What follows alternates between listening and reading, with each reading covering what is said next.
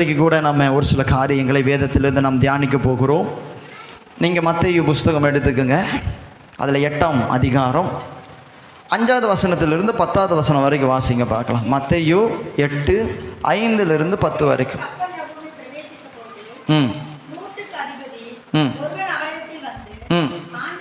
ஆண்டவரே, என் வேலைக்காரன் வீட்டிலே திமிர்வாதமாய் கிடந்து கொடிய வேதனைப்படுகிறான் என்று அவரை வேண்டிக் கொண்டான். அதற்கு இயேசு, நான் வந்து அவனை சொஸ்தமாக்குவேன் என்றார். 100க்கு அதிபதி பிரதியுத்தரமாக, ஆண்டவரே, நீர் என் வீட்டிற்குள் பிரவேசிக்க நான் பாத்திரன் அல்ல. ஒரு வார்த்தை மாத்திரம் சொல்லும், அப்பொழுது என் வேலைக்காரன் சொஸ்தமாவான்.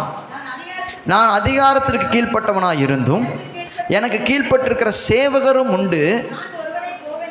நான் ஒருவனை போவென்றால் போகிறான், மற்றொருவனை வா என்றால் வருகிறான். என் வேலைக்காரனை இதை செய் என்றால் செய்கிறான் என்றான். இயேசு இதை கேட்டு ஆச்சரியப்பட்டு தமக்கு பின் செல்கிறவர்களை நோக்கி, இஸ்ரவேலருக்குள்ளும் நான் இப்படிப்பட்ட விசுவாசத்தை காணவில்லை என்று மெய்யாகவே உங்களுக்கு சொல்லுகிறேன். அல்லேலூயா, அல்லேலூயா. இன்றைக்கி நம்ம விசுவாசத்தை குறித்து தான் தியானிக்க போகிறோம். நல்லா கவனிங்க. இதில் முக்கியமான ஒரு வசனம் எதுனா 10வது வசனம் இப்படி சொல்லப்பட்டிருக்கிறது. இயேசு இதை கேட்டு ஆச்சரியப்பட்டு தமக்கு பின் செல்லுகிறவர்களை நோக்கி, இஸ்ரவேலுக்குள்ளும் நான் இப்படிப்பட்ட விசுவாசத்தை காணவில்லை என்று மெய்யாகவே உங்களுக்கு சொல்லுகிறேன். அல்லேலூயா, அல்லேலூயா. 100க்கு அதிபதி இயேசுவின் இடத்தில் வரான். அவன் சொல்கிறான், வீட்டில் என் வேலைக்காரன் திமிர்வாத நோயினால் பயங்கரமான அவஸ்தைப்பட்டுக்கிட்டு இருக்கிறான். ஆண்டவரே, அவனுக்கு நீங்கள் சுகத்தை கொடுங்க ஆண்டவரேன்னு சொல்லி கடவுள்கிட்ட வேண்டிக்கிறான், ஏசப்பா கிட்ட வேண்டிக்கிறான். அப்போ ஏசு என்ன பண்ணுறாரு, நான் வந்து அவனை உன் வீட்டில் வந்து சுகமாக்க போகிறேன் அப்படின்னு சொல்கிறப்ப அவன் சொல்கிறான் பாருங்க, நீர் என் வீட்டிற்குள் வருவதற்கு நான் பாத்திரன் அல்ல. நீர் ஒரு வார்த்தை மாத்திரம் சொல்லும், அப்பொழுது என் வேலைக்காரன். அல்லேலூயா, சத்தமாக சொல்லுங்க. நீர் ஒரு வார்த்தை சொல்லும், என் வேலைக்காரன் சொஸ்தமாவான். ஆமேன்னு சொல்லுங்க பாருங்க. இதை சொன்ன உடனே இயேசு என்ன பண்றாரு பாருங்க, ஆச்சரியப்பட்டு, அப்படிதான் பைபிள் சொல்லுது, ஆச்சரியப்பட்டு தமக்கு பின் செல்லுகிறவர்களை நோக்கி, இஸ்ரவேலுக்குள்ளும் நான் இப்படிப்பட்ட விசுவாசத்தை காணவில்லை என்று மெய்யாகவே உங்களுக்கு. ஆமென், அல்லேலூயா, அல்லேலூயா. சத்தம் ஒரு அல்லேலூயா சொல்லுங்க. ஜீசஸ். நல்லா கவனிங்க. இயேசு ஆச்சரியப்பட்டு மெய்யாகவே என்ன சொல்றாரா, இப்படிப்பட்ட விசுவாசத்தை நான் காணவில்லை. அப்படின்னா என்ன அர்த்தம் சிஸ்டர், பிரதர்? இயேசு எதை பார்க்கிறார் அப்படின்னா நம்முடைய விசுவாசத்தை பார்க்கிறாரு. ஆமென் சொல்லுங்க பார்க்கலாம். இன்னைக்கு நாம் இதை குறித்து தான் தியானிக்க போகிறோம். இயேசு கிறிஸ்து நம்ம இடத்துல எதை பார்க்கிறார், அதுதான் இன்னைக்கு டாபிக். இயேசு கிறிஸ்து நம்ம இடத்துல எதை பார்க்கிறார் என்றால், இயேசு கிறிஸ்து நம்முடைய விசுவாசத்தை பார்க்கிறவராக இருக்கிறாரு. ஆமென் சொல்லுங்க. அவர் என்னுடைய விசுவாசத்தை பார்க்கிறார், அவர் உங்களுடைய விசுவாசத்தை பார்க்கிறார், அவர் நம்முடைய சபையில் நம்ம ஒவ்வொருவருடைய விசுவாசத்தையும் பார்க்கிறவராக இருக்கிறாரு. இயேசு இருதயத்தை பார்க்கிறவர் என்று வேதம் சொல்லுகிறது. அது மாத்திரம் பார்க்கிறவர் அல்ல, அவர் நம்முடைய விசுவாசத்தையும் பார்க்கிறவராக இருக்கிறார். ஆமென் சொல்லுங்க பார்க்கலாம். அல்லேலூயா. ஒவ்வொருத்தருடைய விசுவாசத்தையும் கர்த்தர் பார்த்துக்கிட்டே இருக்கிறார். ஆபிரகாம் 100 வயசுல குழந்தையை பெற்றெடுக்கிறாரு. நம்ம எல்லாருக்கும் எது பெருசு, எது ஆச்சரியம்? 100 வயசுல ஒருத்தர் குழந்தையை பெற்றெடுக்கிறானே, இதுதான் நம்மளுடைய பெரிய ஆச்சரியமா இருக்குது பாருங்க. இல்லை, நமக்கு எல்லாத்துக்கும் பெருசாக எது தெரியுது, 100 வயசுல குழந்தையை பெற்றெடுத்தான், இது எவ்வளவு பெரிய விஷயம் அப்படின்னு நம்ம பெருசாக பார்க்குறப்ப, கர்த்தர் அதை குறித்து பெருசாக பார்க்குறதே கிடையாதான். ஆமீன் சொல்லுங்க பார்க்கலாம். பாருங்க, 100 வயசுல ஆபிரகாம் குழந்தையை பெற்றது கர்த்தருக்கு பெரிய விஷயமே கிடையாதான். அது அவரை பொறுத்த வரைக்கும் ஒரு சாதாரண காரியம். கர்த்தருக்கு எது பெருசு தெரியுமா? 100 வயசுலயும் ஆபிரகாம் விசுவாசிச்சான் பாருங்க, அதுதான் கர்த்தருக்கு பெருசு. இன்னைக்கு ஆண்டவர் எதை பெரிதாக பார்க்கிறார் என்றால் நம்முடைய விசுவாசத்தை தான் பெரிதாக பார்க்கிறார். உங்க பக்கத்தில் இருக்கிறவங்களுக்கு உங்க விசுவாசம் தெரியாது, உங்க குடும்பத்தில் இருக்கிறவங்களுக்கு உங்க விசுவாசம் தெரியாது. ஹல்லேலூயா. மற்ற யாருமே உங்க விசுவாசத்தை பார்க்க மாட்டாங்க, ஆனா உங்க விசுவாசத்தை பார்க்கிற ஒரு தேவன் இருக்கிறாரு. நீங்க ஆண்டவருக்காக நிறைய காரியங்களை விட்டுட்டு வர்றப்ப விசுவாசத்தோட நீங்க வந்தத இந்த உலகம் பார்த்துச்சோ இல்லையோ, கர்த்தர் பார்த்து கொண்டுதான் இருக்கிறார். ஹல்லேலூயா. எத்தனை பேருக்கு நான் பேசுறது புரியுது? எவ்வளவோ வேதனைகள், எவ்வளவோ அவமானங்கள், எவ்வளவோ அடிகள், எவ்வளவோ அசிங்கங்கள் வந்த பொழுதிலும் நீங்க உங்க விசுவாசத்தை விட்டுடாம நீங்க ஆண்டவரை உறுதியா பிடிச்சு, ஏசப்பா நான் உங்களை நம்புறேன் ஏசப்பான்னு சொல்லி வரீங்கல்ல, அந்த விசுவாசத்தை பக்கத்தில் இருக்கிறவங்க பார்க்கல, ஆனா உங்களை என்னையும் படைத்த கர்த்தர் பார்க்கிறாரு. ஆமென் சொல்லுங்க பார்க்கலாம். ஒண்ணுமே இல்லை உங்க வீட்டுல, இப்போ ஒன்றும் கிடையாது, வீட்டுக்கு போனால் சமைக்கிறது கூட எதுவும் கிடையாது, ஆனாலும் விசுவாசத்தோட சர்ச்சில் வந்து உட்கார்ந்து இருக்கிறீங்களே, ஆமென். அதை கர்த்தர் பார்க்குறாரு. நம்முடைய விசுவாசத்தை அவர் பார்க்குறாரு.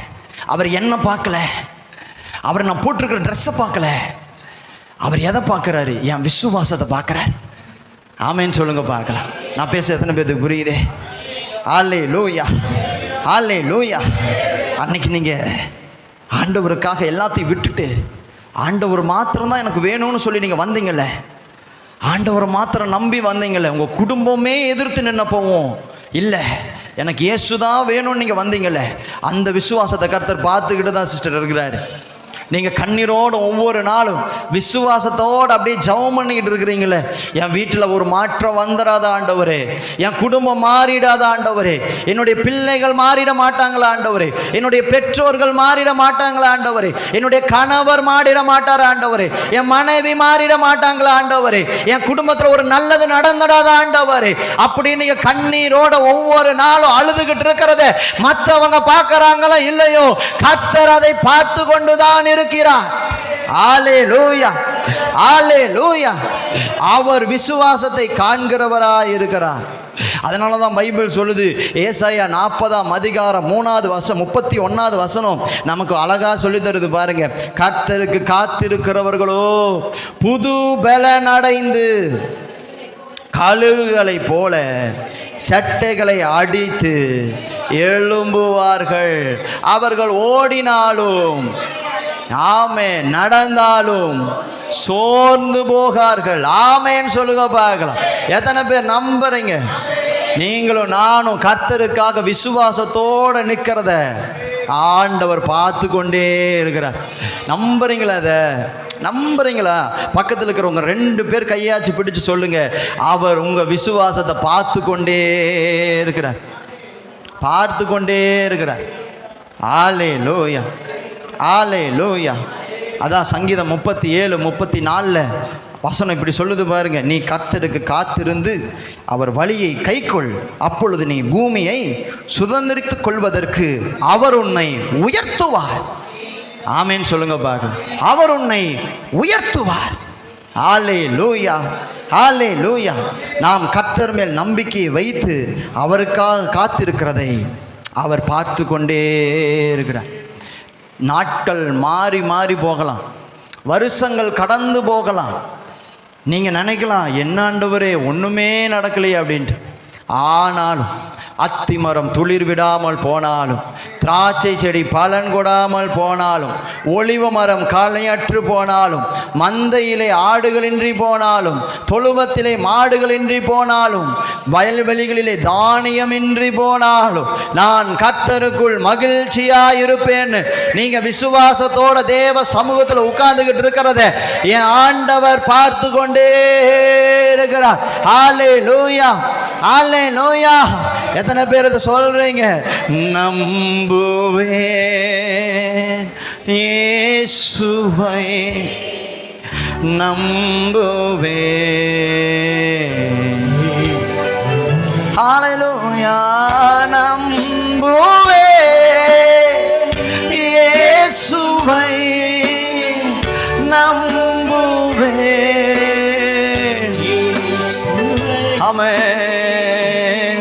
ஹல்லேலூயா. அவரை நம்புங்கள், அவரை இன்னும் நம்புங்க, அவர் மேல இன்னும் விசுவாசத்தை வைங்க. பிசாசு கேட்பான், இன்னும் ஒண்ணுமே நடக்கலையே, நீ எப்படி இன்னும் விசுவாசிக்கிறன்னு கேட்டா நீங்க சொல்லுங்க, ரோமர் 4:18 ஆபிரகாம் விசுவாசிப்பதற்கு எதுவுமே இல்லாது இருந்தும் அவன் விசுவாசத்தில் வல்லவனானான். ஆமென் சொல்லுங்க பார்க்கலாம். ஹல்லேலூயா, ஹல்லேலூயா. இன்னைக்கு பெரிய மெசேஜ் உங்ககிட்ட நான் கொண்டு வரல. இங்கே ஒரு சில பேரோடு கூட கர்த்தர் பேச விரும்புகிற ஒரு சின்ன காரியத்தை தான் உங்களோடு கூட நான் பேச விரும்புகிறேன். அதனால நல்லா கவனமாக கேளுங்க. கர்த்தர் நம்முடைய விசுவாசத்தை பார்க்கிறார். கர்த்தர் நம்முடைய விசுவாசத்தை பார்க்கிறது உண்மைனா அந்த விசுவாசத்தை காட்டணுங்கிறது நமக்கு ரொம்ப அவசியமாக இருக்குது. சொல்லுங்க பார்க்கலாம். நான் விசுவாசத்தை காட்டினாதான் கர்த்தர் விசுவாசத்தை பார்ப்பாரு. ஆமேன்னு சொல்லுங்க பார்க்கலாம். இங்கே பிரச்சனையே இங்கே தான் வருது பாருங்க. நிறைய பேரோட லைஃப்பில் வர்ற பிரச்சனைக்கு ஒரு அடித்தளம் எதுன்னா விசுவாசத்தை மனசுக்குள்ளேயே வச்சுட்டு இருப்பாங்க, வெளியில் காட்டவே மாட்டாங்க. பேர் விசுவாசி, பண்ணுறதெல்லாம் விஷ ஊசி. ஆமேன்னு சொல்லுங்க பாருங்க. விசுவாசின்னு பேரை வச்சு விஷ ஊசியாக இருக்கக்கூடாது. ஆமேன்னு சொல்லுங்க பாருங்க. நான் பேச எத்தனை பேருக்கு புரியுது? விசுவாசிகளாக இருந்தால் விசுவாசத்தை காட்டணும். 100க்கு அதிபதி அற்புதத்தை பெற்றுக்கொண்டான். 100க்கு அதிபதியுடைய வாழ்க்கையில் அற்புதம் பெற்றுக்கொள்ள 100க்கு அதிபதி கர்த்தரிடத்தில் தன்னுடைய விசுவாசத்தை காட்டினான். சிஸ்டர் பிரதர், இந்த வார்த்தையை தான் உங்களோட கூட பேச ஆவியானவர் விரும்புகிறாரு. நீங்க உங்க விசுவாசத்தை எப்ப காட்டுறீங்களோ அன்னைக்கு கர்த்தர் அந்த விசுவாசத்தை கனப்படுத்துவாராம். ஆமென் சொல்லுங்க பார்க்கலாம். அல்லேலூயா. 100க்கு அதிபதி சொல்லுகிறான், ஆண்டவரே நீர் என் வீட்டிற்குள் வருவதற்கு நான் பாத்திரன் அல்ல. நீர் ஒரு வார்த்தை சொல்லும், என் வேலைக்காரன் சொஸ்தமாவான். இந்த வார்த்தையை ஆண்டவர் கேட்கிறப்ப அந்த இடத்துல 100க்கு அதிபதி கர்த்தருடைய கண்ணுக்கு தெரியல. 100க்கு அதிபதியினுடைய இருதயத்தில் இருக்கிற விசுவாசம் கர்த்தருடைய கண்ணுக்கு தெரியுது. ஆமென் சொல்லுங்க பார்க்கலாம். சொல்லுங்க, நான் ஆண்டவருக்கு தெரியக்கூடாது, என் விசுவாசம் கர்த்தருக்கு தெரியறப்பதான் கர்த்தர் அந்த விசுவாசத்தை கனப்படுத்துறாரு. சட்டியில் இருந்தாதான் அகப்பையில் வருமா? ஆமென் சொல்லுங்க பா. எனக்குள்ள விசுவாசம் இருந்தாதான் விசுவாச வார்த்தையே வரும். அவன் சொல்றான் பாருங்க, நீர் என் வீட்டிற்குள் வருவதற்கு நான் பாத்திரன். நிறைய பேர் இந்த வசனத்தை கேட்டுட்டு 100க்கு அதிபதியே என்ன இவன் இப்படி பேசிட்டான், ஏசப்பா வீட்டுக்கு போயிருந்தா எவ்வளவு நல்லா இருந்திருக்கும். அவன் சொல்றான் பாருங்க, நீர் என் வீட்டிற்குள் வருவதற்கு நீர் பாத்திரன் அல்லன்னு சொல்லல, நான் பாத்திரன் அல்ல அப்படிங்கிறான். அப்படின்னு என்ன அர்த்தம்? நீங்க வர்ற அளவுக்கு நான் தகுதியானவன் இல்லை ஆண்டவரே, நீங்க இங்க ஒரு வார்த்தை சொல்லுங்க, அங்க அற்புதம் நடக்கும். சொல்லுங்க, இங்க சொன்னா அங்க நடக்கும். சொல்லுங்க, இங்க சொன்னா அங்க நடக்கும். அதுதான் விசுவாசம். இன்னைக்கு சபைக்கு வருகிற பொழுது நாம எந்த விசுவாசத்தோட வருகிறோம்? நீங்க சபையில இந்த விசுவாசத்தோட வாங்க. சபையில நீங்க என்ன சொல்றீங்களோ அப்படியே என் வீட்டுல நடக்கும் ஆண்டவரேன்னு சொல்லணும். ஹல்லேலூயா. அப்படியே நான் வேலை செய்யற இடத்துல நடக்கும் ஆண்டவரே, அப்படியே என்னுடைய வாழ்க்கையில நடக்கும் ஆண்டவரே. விக்கல்ஸ்வர்த் அப்படிங்கிற ஒரு ஊழியக்காரர் 1970களில் ஊழியம் செய்த ஒரு வல்லமையான ஊழியக்காரர். அந்த விக்கல்ஸ்வர்த் அப்படிங்கிறவர் ஸ்மித் விக்கல்ஸ்வர்த் அவர் பேர். அவர் சொல்றாரு, எல்லா வியாதிக்கு பின்னாடி ஒரு பிசாசு இருக்கிறான். அல்லேலூயா சொல்லுங்க பாருங்க. சொல்லுங்க, எல்லா வியாதிக்கு பின்னாடி யார் இருக்கிறான்? பிசாசு இருக்கிறான். எல்லா பிரச்சனைக்கு பின்னாடி ஒரு பிசாசு இருக்கிறான். எல்லா பிரிவினைக்கு பின்னாடி ஒரு பிசாசு இருக்கிறான். இது நம்மளால நடக்கல, நமக்குள்ள இருந்து பிசாசு கொண்டு வருகிற ஒரு பயங்கரமான ஆயுதம் தான் பிரச்சனை, போராட்டம், வியாதி, பலவீனம். ஆமேன்னு சொல்லுங்க பார்க்கலாம். அவனை விரட்டணும்னா நீங்க தேவனால் நிரப்பப்பட்டவர்களா இருக்கணுங்கிறாரு. அவருடைய வார்த்தையால் நிரப்பப்பட்டவர்களா இருக்கணுங்கிறாரு. அவருடைய வல்லமையுள்ள அபிஷேகம் உங்க மேல இருக்கிறப்ப பிசாசுகள் நீங்க அதட்டுகிற பொழுது விலகி ஓடுங்கிறாரு. மரித்து போன எத்தனையோ பேரை ஸ்மித் விக்கல்ஸ்வொர்த் அப்படிங்கிற அந்த ஊழியக்காரர் எழுப்பி இருக்கிறாரு. எத்தனையோ பேரை மரித்து போனவர்களை எழுப்புகிற ஒரு ஊழியக்காரர் ஸ்மித் விக்கல்ஸ்வொர்த். அப்படிப்பட்ட ஊழியக்காரர் சொல்றாரு, அவருடைய வார்த்தையில் வல்லமை உண்டு, அவர் என்ன சொல்றாரோ அது நடக்குங்கிறாரு. ஹல்லேலூயா. அப்ப அந்த விசுவாசம் நமக்குள்ள எப்பவும் இருந்துகிட்டே இருக்கணும். பாருங்க, சர்ச்சுக்குள்ள வந்து உட்கார்ந்துட்டு ஏதோ பேசுறாங்க, ஏதோ கேட்குறோம், ஏதோ பாடுறாங்க, கை தட்டுறோன்னு போகக்கூடாதுங்க. சபையில வந்துட்டு நீங்க என்ன விசுவாசிக்கணும் தெரியுமா? இங்க நீங்க எனக்காக ஒரு வார்த்தையை சொல்லுங்க ஆண்டவரே, இங்க நீங்க சொன்னா அங்க நடக்காதது நடக்கும், மாறாதது மாறும், விழுகாதது விழும், என் குடும்பத்தில் இருக்கிற பிசாசுகளும் பேய்களும் ஓடும், கட்டுகள் உடையும். அந்த விசுவாசத்தோட நீங்க இந்த இடத்துல இருக்கிறப்ப நூற்றுக்கு அதிபதிக்கு எப்படி தேவன் ஒரு பெரிய ஆச்சரியமான காரியத்தை செய்தாரோ அதே போல கர்த்தர் உங்க வாழ்க்கையிலும் செய்ய வல்லமை உள்ளவரா இருக்கிறாரு. ஹல்லேலூயா, ஹல்லேலூயா. சொல்லுங்க, ஒரு வார்த்தை சொல்லும் எனக்கு அது போதும், ஒரு வார்த்தை சொல்லும் எனக்கு அது போதும், ஒரு வார்த்தை சொல்லும் எனக்கு அது போதும், ஒரு வார்த்தை சொல்லும் எனக்கு அது போதும். என் வீட்டிற்குள் வர நான் பாத்திரன் அல்லவே, என் கூட இருப்பதற்கும் நான் பாத்திரன் அல்லவே, என் வீட்டிற்குள் வர. விசுவாசத்தோட அறிக்கை எடுங்க பார்க்கலாம். அதே ஆண்டவர் பார்த்து, என் கூட இருப்பதற்கும் நான் பாத்திரன் அல்ல, ஒரு வார்த்தை சொல்லும், ஒரு வார்த்தை சொல்லும் எனக்கு அது போதும், ஒரு வார்த்தை. உங்க வாய்களை திறந்து அந்த வார்த்தையை சொல்ல ஆரம்பிங்க பார்க்கலாம். எனக்காக ஒரு வார்த்தையை சொல்லும் ஆண்டவரே, எனக்காக ஒரு வார்த்தையை சொல்லும் ஆண்டவரே, எனக்காக ஒரு வார்த்தையை சொல்லும் ஆண்டவரே. ஓ ஹல்லேலூயா, ஆமென். அன்னாள் ஆலயத்திற்கு வந்து அழுகிறாள், இருதயத்தை ஊற்றினாள். அவ திரும்பி போகிற பொழுது வெறுமையாய் திரும்பி போகல, வார்த்தையோட திரும்பி போனா. சபையில் உங்களுக்கு வந்து 1000 ரூபாய் தரமாட்டோம், நீங்க தான் எங்களுக்கு தரணும். ஆமேன்னு சொல்லுங்க பாருங்க. எங்ககிட்ட கொடுக்கறதுக்கு இல்லை, 1000 ரூபாய் தரமாட்டோம், 1,00,000 ரூபாய் தரமாட்டோம். நிறைய பேர் சொல்கிறாங்க பாருங்க, சபைக்கு வெளியில் இருந்துட்டு வெளிநாட்டிலிருந்து எங்களுக்கு காசு வருதுன்னு. அப்படிலாம் எந்த நாட்டிலிருந்து எங்களுக்கு.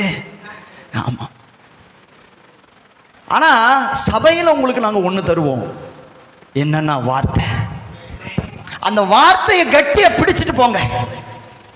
அந்த வார்த்தை தான் உங்க வாழ்க்கை. உங்க கூட பேசுற அந்த வார்த்தை இருக்குது பாருங்க, அந்த வார்த்தையை பிடிச்சுக்கங்க. அந்த வார்த்தையை பிடிச்சு பிடிச்சு பிடிச்சு ஜெபிங்க. அந்த வார்த்தையை அறிக்கை எட்டுக்கிட்டே இருங்க.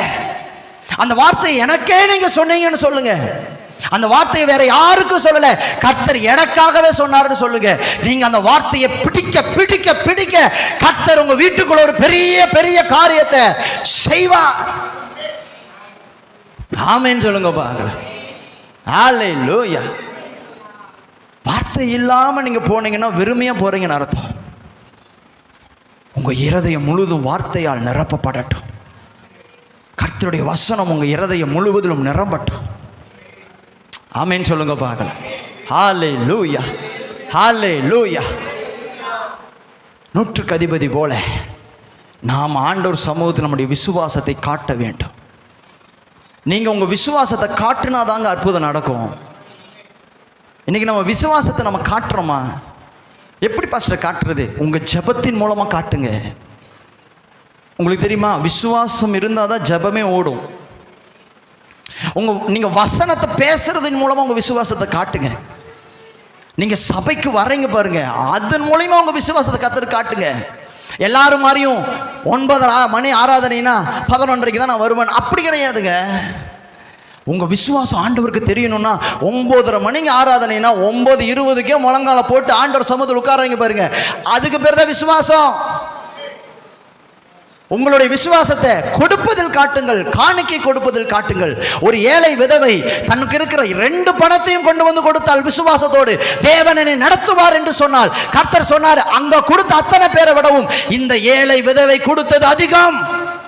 அப்படி என்ன அர்த்தம்? காணிக்கையின் மூலமாக உங்க விசுவாசத்தை காட்டுங்கள், தசம பாகத்தின் மூலமாக உங்க விசுவாசத்தை காட்டுங்கள். அல்லேலூயா. 4 பேருக்கு முன்னாடி நீங்க நின்று பேசுறப்ப 4 பேர் சொல்றாங்களா, என்ன நீ சர்ச்சுக்கு போய் என்ன நடந்துருச்சு? ஒண்ணுமே நடக்கல, நீ இதுக்கு சர்ச்சுக்கு ஏன் போற, எதுக்கு இது பண்ணிட்டு இருக்கிற அப்படின்னு 4 பேர் சொல்றப்ப நீங்க அவங்க முன்னாடி சொல்லுங்க, இல்ல ஆண்டவர் என்னை நடத்துவார்னு விசுவாசமா பேசுங்க. அல்லேலூயா, அல்லேலூயா. விசுவாசமாக நீங்க பேசுங்க. ஆண்டவர் பெரிய காரியத்தை செய்வார். பணமா இயேசுவா அப்படின்னு சொல்லி வருகிற பொழுது, பணமா இயேசுவான்னு வர்றப்ப எனக்கு பணத்தை விடவும் இயேசு முக்கியம் சொல்லிட்டு வந்து உங்க விசுவாசத்தை கர்த்தருக்கு காட்டுங்க. மனுஷனுக்கு வேண்டாம், பாஸ்டருக்கு வேண்டாம், கர்த்தர் பார்க்கறாரு. என் விசுவாசத்தை அவர் பார்க்கறாரு.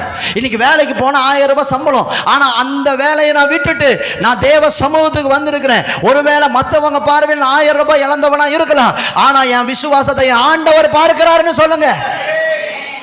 ஹல்லேலூயா. ஒரு கர்த்தருடைய வேலையை செய்யறப்ப அந்த வேலைக்கு முக்கியத்துவம் கொடுங்க, அந்த வேலையை செய்வதில் விசுவாசம் காட்டுங்க. இப்படி ஒவ்வொரு காரியத்திலையும் உங்க விசுவாசத்தை தேவனுக்கு காட்டிக்கிட்டே இருங்க. நீங்க உங்க விசுவாசத்தை காட்டும் பொழுதுதான் தேவன் அதை கனப்படுத்துவாரு.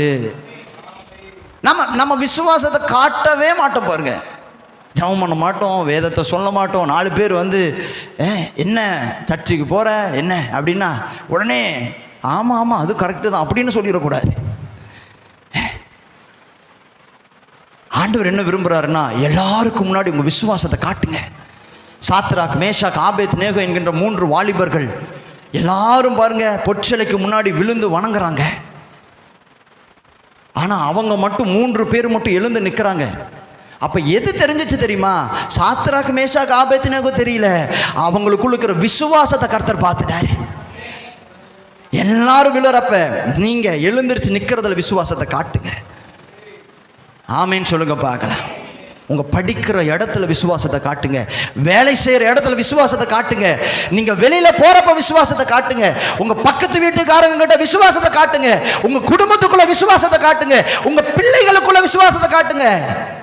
உங்க விசுவாசம் எல்லாருக்கும் தெரியட்டும். உங்க விசுவாசத்தை நீங்கள் காண்பிக்க காண்பிக்க காண்பிக்க தேவன் அதை கனப்படுத்தி கொண்டே இருப்பாரு. ஹல்லேலூயா. ஒருவேளை இன்னைக்கு எதுவுமே மாறாதது போல இருக்கலாம், எதுவுமே மாறாதது மாதிரி இருக்கலாம், ஆனாலும் நான் அவரை மட்டும்தான் நம்புவேன்னு சொல்லுங்க. அவர் என்னை கொன்று போட்டாலும் அவர் மேல் நம்பிக்கையாய் இருப்பேன். ஹல்லேலூயா. எத்தனை பேர் சொல்றீங்க? நான் நம்புவேன் நம்புவேன் உம்மை மட்டுமே, என் வாழ்வின் நம்பிக்கையே நீர்தானையா. நான் நம்புவேன் நம்புவேன் உம்மை மட்டுமே, என் வாழ்வின் நம்பிக்கையே நீர்தானையா. ஹல்லேலூயா, ஹல்லேலூயா. அதனால தான் எபிரேயர் 11 இப்படி சொல்லப்பட்டிருக்கிறது. 6வது வசனம், விசுவாசம் இல்லாமல் தேவனுக்கு பிரியமாக இருப்பது கூடாத காரியம். சொல்லுங்க, விசுவாசம் இல்லாமல் தேவனுக்கு பிரியமாக இருப்பது கூடாத காரியம். விசுவாசம்னா ஏதோ நம்ம மனசுக்குள்ள விசுவாசிக்கிறோம்னு சொல்றது கிடையாது. விசுவாசம் கிரியை இல்லாத விசுவாசம் செத்ததா இருக்குதான். ஆமேன்னு சொல்லுங்க பார்க்கலாம். உங்ககிட்ட விசுவாசம் இருக்குதுன்னா அதை காட்டுங்க. நீங்க கடவுள் நம்புறீங்கன்னா, நான் நம்புறேன்னு உட்கார்ந்துட்டு இருக்க கூடாது, அதை காட்டணும். அதை ஆண்டவர் பார்க்குற மாதிரி காட்டணும். மனுஷங்க பார்க்குற மாதிரி காட்டக்கூடாது, கடவுள் காட்டுற மாதிரி காட்டணும். மனுஷங்களுக்காக அல்ல. மனுஷங்க ஒரு வேளை நீங்க செய்யறதுக்கு ஒரு உயர்வுகளையோ மேன்மையோ கொடுக்காம போகலாம், ஆனா உங்க விசுவாசத்தை நீங்க தேவனுக்கு காட்டுங்க. நீங்க செய்யறதுல, நீங்க பண்றதுல, நீங்க கொடுக்கறதுல, நீங்க ஜெபிக்கிறதுல, நீங்க ஊழியம் செய்யறதுல விசுவாசத்தோடு இருங்க. உங்க விசுவாசத்தை காண்பிச்சுக்கிட்டே இருங்க. அந்த விசுவாசம் தான் உலகத்தை ஜெயிக்கிற ஜெயம். ஆமேன்னு சொல்லுங்க பார்க்கலாம். ஹல்லேலூயா. நான் பேச எத்தனை பேருக்கு புரியுது? எத்தனை பேர் அதை நம்புறீங்க? ஹல்லேலூயா. அந்த விசுவாசம். பிசாசு பாருங்க, அவன் தந்திரத்தில் ஒன்று நான் சொல்லித்தரேன் பாருங்க. அவன் தந்திரத்தில் ஒன்று என்ன தெரியுமா? பிசாசு ஏசப்பாவை விட்டு நம்மளை பிரிக்கணும்னு துடிக்கிறான் இல்லை? ஆனால் அவன் நேரடியாக இயேசுவை விட்டு நம்மளை பிரிக்கவே மாட்டான். அவன் எப்படி தெரியுமா ஏசப்பாவை விட்டு நம்மளை பிரிக்கிறான்? அவன் நம்ம விசுவாசத்தை நம்மளை விட்டு எடுத்தாலே போதும், நம்ம ஏசப்பாவை விட்டு பிரிஞ்சதுக்கு சமம். ஹல்லேலூயா. அந்த நாட்களில் 1900 அந்த சம்திங் அந்த வருஷங்கள் எல்லாம் பாருங்க, ஜனங்க விசுவாசமாக இருந்தாங்கங்க. அவங்க விசுவாசமாக இருந்ததுனால தான் இன்னைக்கு நாம் விசுவாசமாக இருக்கிறோம். அவங்க விசுவாசத்தை பார்த்து நாம் வளர்ந்தோம். நாம் விசுவாசமாக இருந்தால் தான் நம்ம பிள்ளைகள் விசுவாசமாக இருப்பாங்க. ஆமேன்னு சொல்லுங்க பார்க்கலாம். என்னுடைய தகப்பனார் என்னுடைய தாயார் அன்னைக்கு விசுவாசமாக இருந்ததுனால இன்னைக்கு நாங்கள் விசுவாசமாக இருக்கிறோம். நீங்கள் விசுவாசத்தை காட்டினாதான் உங்கள் பிள்ளைகளும் விசுவாசத்தில் வளருவாங்க. ஆபிரகாம் கர்த்தருக்கு மட்டும் விசுவாசத்தை காட்டல, ஈசாக்குக்கும் விசுவாசத்தை காட்டினான். பலியிடுன்னு கர்த்தர் சொல்கிறப்ப எதையுமே யோசிக்கலங்க, அவன் பாட்டுக்கு போகிறான் ஈசாக்கு கூப்பிட்டு. அந்த இடத்துல என்ன நடந்துருச்சுன்னா, ஆபிரகாம் கர்த்தருக்கு மட்டும் அவனுடைய விசுவாசத்தை காட்டல, அந்த இடத்துல ஈசாக்குக்கும் ஆபிரகாம் தன்னுடைய விசுவாசத்தை காட்டி கொடுக்குறான். அதனால தான் ஈசாக்கு பாருங்க கர்த்தருக்கு கீழ்ப்படிந்திருந்தான். அதனால தான் ஈசாக்கோடு கூட தேவன் இருந்தார். ஈசாக்கு அப்படியே யாக்கோபுக்கு தன்னுடைய விசுவாசத்தை காட்டி கொடுக்குறாரு. யாக்கோபு அப்படியே யோசேப்புக்கு தன்னுடைய விசுவாசத்தை காட்டி கொடு. இப்படியே விசுவாசத்தை காட்டி கொடுத்து தான் ஒவ்வொருவரும் கர்த்தருக்காக எழும்பி இருக்கிறாங்க. இன்னைக்கு கர்த்தர் அதை தான் விரும்புறாரு பாருங்க. உங்க விசுவாசத்தை மனசுக்குள்ளேயே வச்சுக்கிட்டு இருக்காதீங்க. சில பேர்த்துக்கு சபைக்குள்ள வந்தா தான் விசுவாசமே பொங்கிரும். ஆமேன்னு சொல்லுங்க பாருங்க. சபைக்குள்ள வந்துட்டு அவங்கள பிடிக்கவே முடியாது பாருங்க. சபையை விட்டு வெளியில் போனால் முடிஞ்சு, விசுவாசமாவது ஒன்றாகுது. வேலைக்கு போகிற இடத்துல ஃப்ரெண்ட்ஸுகளை பார்த்துட்டா போதும், அவ்வளவுதான். நம்ம ஞானஸ்தானம் எடுத்ததையே மறந்துடுவாங்க. சர்ச்சுக்கு தான் போயிட்டு வந்தோமாங்கிறதே தெரியாது பாருங்க. ஃப்ரெண்டுகளை சொந்தக்காரங்களை பாட்டு அவங்க ஆமாம், அது ஒரு மீன் இருக்குங்க. அந்த மீன் தலை மீன் மாதிரி இருக்குமா, வால் பாம்பு மாதிரி இருக்குமா. அந்த மீன் என்ன பண்ண தெரியுமா? மீன் கூட்டம் வர்றப்ப டக்குன்னு தலை இப்படி மேலே தூக்கி காமிக்குமா, ஏன்னா நானும் உங்கள் ஆள் அப்படின்னு சொல்லி காட்டிக்குமா. பாம்பு கூட்டம் வர்றப்ப டக்குன்னு வாழை மட்டும் மேலே இப்படி தூக்கி காட்டுமா, ஏன்னா நான் உங்கள் ஆளுன்னு காமிச்சிருமா. அந்த மாதிரி சர்ச்சுக்குள்ளே மட்டும்தான் நான் விசுவாசமாக இருப்பேன். சர்ச்சுக்கு வெளியில் போனால் உலகத்தோடு நான் கலந்துருவேன், ஐக்கியமாயிருவேன் அப்படின்னு போயிடக்கூடாது. அதுக்கு பேர் விசுவாசமே கிடையாது. உண்மையாலுமே நீங்கள் விசுவாசத்தை காட்டுகிற இடம் சபைக்கு வெளியில தான். ஆமேன்னு சொல்லுங்க பார்க்கலாம். ஹல்லேலூயா. 4 பேர் நின்று தப்பானது பேசுகிறாங்களா, அந்த இடத்துல இருக்கக்கூடாது. நீங்கள் விசுவாசிக்கிறவங்களால இருக்கக்கூடாது, வெளியில் வந்துடணும். ஒருத்தன் பாவம் பண்ணுறதுக்கு நின்றுக்கிட்டு இருக்கிறானா அவங்க கூட சேராதீங்க. பரிகாசம் பேசிக்கிட்டு ஒருத்தங்க நின்று இருக்கிறாங்களா, நீங்கள் விசுவாசிகளாக இருந்தால் அந்த இடத்துல இருக்கக்கூடாது. ஹல்லேலூயா. அவிசுவாசிகளுக்கும் விசுவாசிகளுக்கும் சம்பந்தமே இல்லைங்க. ஆமேன்னு சொல்லுங்க பார்க்குறேன். உங்களுக்கு தெரியும், நல்லா தெரியும் இவன் தப்பு பண்ணுறவன். இப்போ ரீசெண்டாக சூலூரில் ஒரு 10 வயசு குழந்தைய ஒரு மனுஷன் கொடூரமாக கற்பழித்து கொலை பண்ணிட்டான். ஆனால் 2 பேரை கைது பண்ணிட்டாங்க. நீங்கள் பார்த்தீங்கன்னா தெரியும். ஒருத்தர் கொலை பண்ணவன், அவன் தான் கொலை பண்ணவன். இன்னொருத்தவனை எது கைது பண்ணாங்க தெரியுமா? கொலை பண்ணது தெரிஞ்சும் அமைதியாக இருந்தானா. எப்படி இருக்குது பாருங்க. அப்படின்னா என்ன அர்த்தம்? தப்பு பண்ணாதான் தப்பு கிடையாது. தப்பு பண்ணுறது தெரிஞ்சும் அவன் பக்கத்துலேயே உரசிக்கிட்டு நின்றுட்டு இருந்தீங்கன்னா நீங்களும் அவனை மாதிரி தான். ஆமேன்னு சொல்லுங்க பார்க்க. நீங்கள் விசுவாசி கிடையாது, கர்த்தர் அங்கேருந்து பார்ப்பார். நீ விசுவாசிக்கிற இல்லை. ஏங்க நிறைய நேரங்களில் நம்முடைய வாழ்க்கையில் எந்த அற்புதமே நடக்க மாட்டேங்குதுன்னா, கர்த்தர் இன்றைக்குமே நிறைய பேர்கிட்ட விசுவாசத்தை பார்க்கல. சர்ச்சில் வந்தால் நம்ம நல்லவங்களாக இருக்கிறோம், சர்ச்சை விட்டு வெளியில் போனால் நம்ம எப்படி இருக்கிறோங்கிறத கர்த்தர் பார்க்குறாரு பாருங்க. நீங்கள் மட்டும் சபைக்கு வெளியிலையும் உங்கள் விசுவாசத்தை காத்துக்கொண்டு நீங்கள் கர்த்தரோடு கூட இருப்பீங்க அப்படின்னா 100க்கு அதிபதிக்கு செய்த அதே அற்புதத்தை தேவன் உங்களுக்கும் செய்ய வல்லமையுள்ளவராக இருக்கிறாரு. ஆமேன்னு சொல்லுங்க பார்க்கலாம். நான் பேசுறது எத்தனை பேருக்கு புரியுது? எத்தனை பேர் இது விசுவாசிக்கிறீங்க? நான் விசுவாசின்னு சொல்லுங்க பார்க்கலாம். கையை பிடிச்சி பக்கத்தில் இருக்கிறவங்க நல்ல சத்தமாக சொல்லுங்க, நீங்க விசுவாசிங்க. ஆமா, நீங்க எப்படி இருக்கணும் தெரியுமா? நீங்க எப்படி இருக்கணும் தெரியுமா? வாட்ஸ்அப் ஸ்டேட்டஸை பார்த்தா, ஆமாம் சில, அதெல்லாம் நான் வாட்ஸ்அப் ஸ்டேட்டஸ்குள்ளேயே நான் போகிறதில்ல பாருங்க, நிறுத்திட்டேன். திடீர்னு பார்த்தா இயேசுப்பா பாட்டு பக்தி பரவசமாக இருக்குது, திடீர்னு பார்த்தா சினிமா பாட்டு ஓடிக்கிட்டு இருக்கு. அது இயேசுப்பா பாட்டுன்னா பழைய பாட்டுகள் தான் ஓடிக்கிட்டு இருக்குது. சினிமா பாட்டில் இன்னைக்கு ட்ரெண்டில் இருக்கிற பாட்டுக்கெல்லாம் ஓடிக்கிட்டு இருக்கு. ஆமேன்னு சொல்லுங்க பார்க்கலாம். என்ன அப்போ நான் என்ன சொல்கிறேன்னா பிரதர் சிஸ்டர், நீங்கள் வந்து ஒரு கிறிஸ்தவர்களாக இருக்கிறீங்க, நீங்கள் ஏசப்பா பாட்டு வைக்கிறீங்க, 4 பேர் சந்தோஷம். அதே இடத்துல மறுபடியும் ஒரு சினிமா பாட்டு வைக்கிறீங்கன்னா அது எப்படி இருக்கும்? அப்போ உங்கள் விசுவாசம் எங்கே போச்சு? ஆமேன்னு சொல்லுங்க. நான் சொல்கிறது உங்களுக்கு புரியுதா? நீங்கள் நினைக்கிறீங்க இல்லை அதெல்லாம் வந்து கேஷுவலான சாங்கு பாஸ்டர். இல்லை இல்லை இல்லை இல்லை நோ, அது உங்களுக்கு கேஷுவலாக இருக்கலாம், அது கேஷுவல் கிடையாது. அது உங்கள் விசுவாசத்தை குறைக்கிற ஒன்று. கடவுள் பார்வையில் உங்கள் விசுவாசத்தை குறைச்சிடும். ஆண்டவர் பாடல்கள் போடுறீங்களா, வசனங்களை தாராளமாக போடுங்க, தப்பே கிடையாது. 4 பேர் பார்க்கட்டும், அதன் மூலம் ஆசீர்வதிக்கப்படட்டும், தப்பு இல்லை. அதே இடத்துல திடீர்னு சினிமா பாட்டை நான் போட்டு நிறுத்திடுவோம் பாருங்க டக்குன்னு. அப்போ அத்தனை நாளும் பண்ணது அத்தனையுமே வேஸ்ட்டாக போச்சு. எல்லாத்துலேயுமே ஜாக்கிரதையாக இருக்கணுங்க ஆண்டவருடைய பிள்ளைகள். ஏன்னா நம்ம விசுவாசிகளாக இருக்கிறோம்.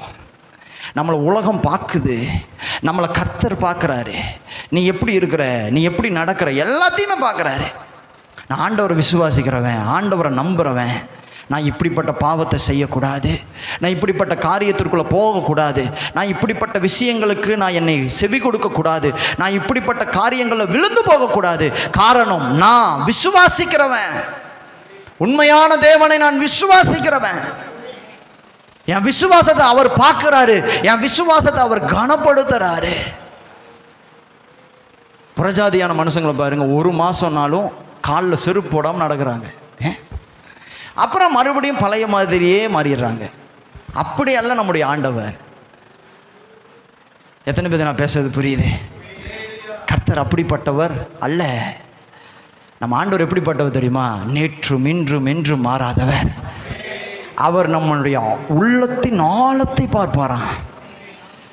நான் ஒன்று சொல்கிறேன், உண்மையாலுமே உங்கள் வீட்டில் மாற்றம் வரணும்னு நினச்சிங்கன்னா நீங்கள் உங்கள் விசுவாசத்தை காட்டுங்க.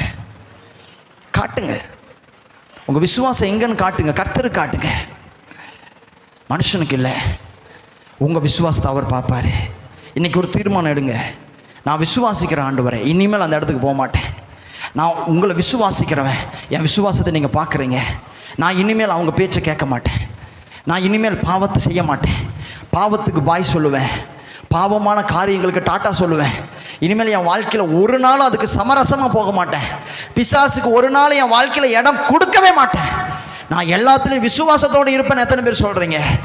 சொல்லுங்க. நான் நம்புவேன் உம்மை மட்டுமே, என் வாழ்வின் நம்பிக்கையே நீர்தான். நான் நம்புவேன் உம்மை மட்டுமே, என் வாழ்வின் நம்பிக்கையே நீர்தான்.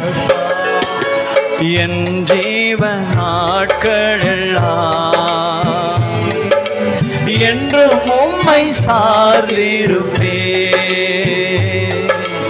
என் ஜீவன் நாட்களெல்லாம் அப்பா என்றும் உம்மை சார்ந்திருப்பேன். அப்படி எல்லாரும் சேர்ந்து, நான் நம்புவேன் உம்மை மட்டுமே, என் வாழ்வின் நம்பிக்கையே நீரானையா. நான் நம்புவேன், ஆமென், நம்பிக்கையே நீரானையா. ஹல்லேலூயா, ஹல்லேலூயா. விசுவாசிக்கிறவங்க மற்றவங்க பேச்சை கேட்டு அழுக மாட்டாங்க. ஆமென் சொல்லுங்க பார்க்கலாம். மற்றவங்க சொல்லிட்டாங்களே, சொல்லட்டும், சொல்லட்டு விடுங்க. அவங்க சொல்கிறதுனால உங்களுக்கு ஒன்றும் ஆக போகிறது கிடையாது. அவங்க எப்படி சொல்லிட்டாங்களே பாஸ்டர், சொல்லட்டு விட்டுருங்க, கர்த்தர் பார்த்து கொள்வார். நீங்கள் அழுகாதீங்க, ஹல்லேலூயா, புலம்பாதீங்க, முணுமுணுக்காதீங்க. என்ன ஆண்டவர், என்ன இத்தனை வருஷமாக போய் என்ன ஆச்சு அப்படின்னு சொல்லிடாதீங்க. அப்போ உங்கள் விசுவாசம் செயலிழந்துடும். நீங்கள் ஆண்டவரை பார்த்து சொல்லுங்கள், என்ன நடந்தாலும் நான் உங்களை நம்புவேன் ஆண்டவரே, என்ன வந்தாலும் நான் நம்புவேன் ஆண்டவரே, யார் போனாலும் நம்புவேன் ஆண்டவரே, யார் இருந்தாலும் நம்புவேன் ஆண்டவரே, என் வாழ்க்கையில் நான் உங்களை மாத்திரம்தான் நம்புவேன். ஹல்லேலூயா, ஹல்லேலூயா. வேதத்தில் நிறைய மனுஷங்களை உங்களுக்கு நான் காட்ட முடியும், நேரம் இல்லை. அவங்க தன்னுடைய விசுவாசத்தை மனசுக்குள்ளே வைக்கல, வெளியில் காண்பிச்சாங்க. ஆபிரகாம், ஈசாக்கு, யாக்கோபு, நீங்கள் பாருங்கள், தாவீது, யோசுவா, நீங்கள் நிறைய ஜனங்களை பாருங்கள், மோசே, பார்த்தீங்கன்னா ஒவ்வொரு பரிசுத்தவான்களும் தன்னுடைய விசுவாசத்தை காண்பித்தார்கள். சொல்லுங்கள், காண்பித்தார்கள். எஸ், நாமளும் நம்ம விசுவாசத்தை காண்பிக்கணும். காண்பிச்சாதான் நல்லது நடக்கும். நீங்கள் காண்பிக்கிற வரைக்கும் எதுவுமே மாறாது. உங்கள் விசுவாசத்தை தேவன் பார்க்க விரும்புகிறார். உங்கள் விசுவாசத்தை தேவன் ஆராய விரும்புகிறார். ஹல்லேலூயா. அதனால தான் ஆபிரகாம் கிட்ட ஆண்டவர் சொல்கிறாரு, ஆபிரகாமை சோதித்தாராம். என்ன சோதிச்சாரு? நீ உன் மகனாகிய உன் ஈசாக்கை, உன் ஏகபுத்திரனை, உன்னை எனக்காக நீ பலியிடு அப்படின்னு சொல்கிறாரு. உடனே ஆபிரகாம் அதற்கு கீழ்ப்படிந்தான். அப்போது ஈசாக்கு கேட்குறாரு பாருங்க, தகப்பனே, பலியிடுவதற்கு கட்டை இருக்கு, நெருப்பு இருக்கு, கத்தி இருக்கு, பலியிடுவதற்கு ஆடு எங்கே அப்படின்னு சொல்லி கேட்குறப்ப ஆபிரகாம் சொல்றாரு, கர்த்தர் எல்லாவற்றையும் பார்த்து கொள்ளுவார். அதுதாங்க விசுவாசம், அதுதாங்க நம்பிக்கை. ஹல்லேலூயா. அந்த விசுவாசத்தை ஆபிரகாம் ஈசாக்குக்கு காட்டி கொடுத்த மாதிரி உங்கள் விசுவாசத்தை உங்கள் பிள்ளைகளுக்கு காட்டி கொடுங்க. அவங்க புரிஞ்சுக்கணும், இந்த குடும்பம் நல்லா இருக்கிறதுக்கு காரணம் எங்கள் அப்பா அம்மா வேலைக்கு போய் சம்பாதிக்கிறதுனால அல்ல, இந்த குடும்பம் நல்லா இருக்கிறதுக்கு காரணம் கர்த்தரை அப்பா அம்மா விசுவாசிக்கிறதுனால, கர்த்தரை என் குடும்பத்தை நல்லா வச்சிருக்கிறான்னு உங்கள் பிள்ளைகள் நம்பணும். உங்களை பார்த்து அவங்க கற்றுக்கணும். ஹல்லேலூயா.